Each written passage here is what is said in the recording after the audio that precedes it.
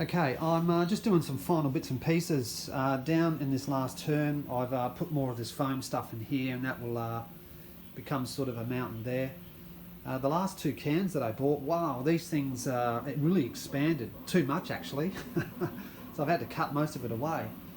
Over there, I had a bit of disaster. That's out of turn one. So I have to go back and fix that up. I don't know what's happened there. As I say, that can, it just exploded with... It just, I don't know, it just really just went a bit too much for my liking. So I have to cut that back, and I still need to get another can here, which I'm reluctant to purchase, but anyway.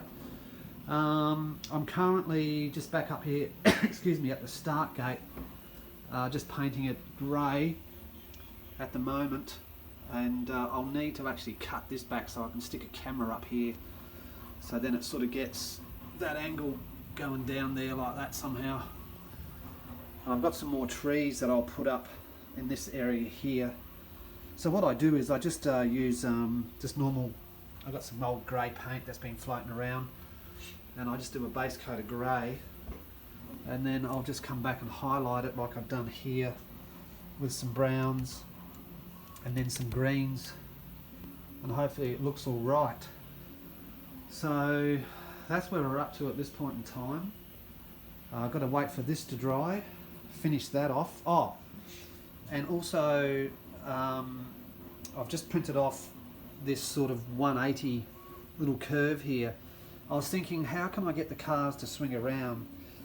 And I already had two of these curves printed, and I was going to make a merger that sort of swung into one lane, but it actually worked out easier for me just to make to print off another two of these, and all four cars can swing around and they'll stop.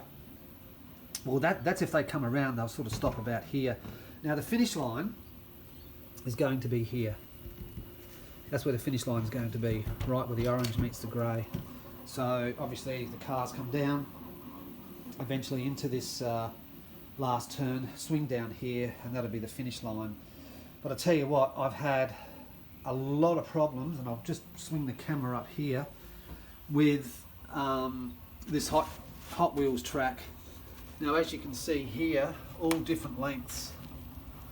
If you're going to build a 4-lane track, you need to make sure that all your straights are the same, meaning, you know, if you're going to have four lanes, just make sure they're all the same. I've just been going through the whole track and trying to find track lengths that are exactly the same, and they're just not. I don't know whether they're cut in the same factory, or the boxes that I bought are from all around the world, but they're all different. So what I'm going to have to do now is come along and just mark this and put a nice straight line and cut that on the drop saw.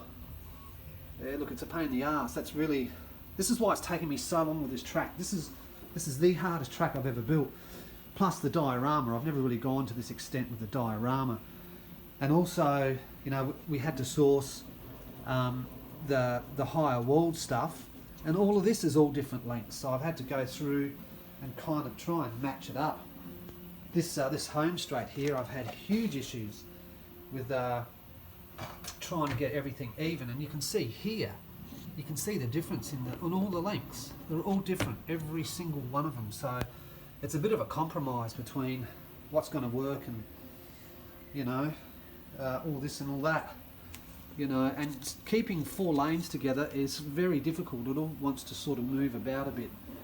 But I've kind of got it all locked in with these, with all the rockery, so it kind of all pushes in together, kind of, especially down here. So it's a bit of a tight fit, and you also need to allow room for expansion or contraction. You know, like this room can get up over 35 degrees, and it can also get down to minus. So I've had to allow for allowance in movement of everything. So that's why this is taking so long to get it to where it is now. But we're very close. You know, as I say, the start gate is printed. That's functional. I've just got to fix that up, mount a camera here. Another camera's going to go here. That's 2 cameras. I'll have one on the gimbal, that's 3, and the 4th camera will be this finish line.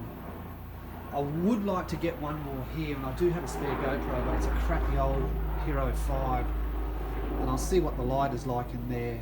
But anyway, that's just a quick update of where I'm up to at this point in time.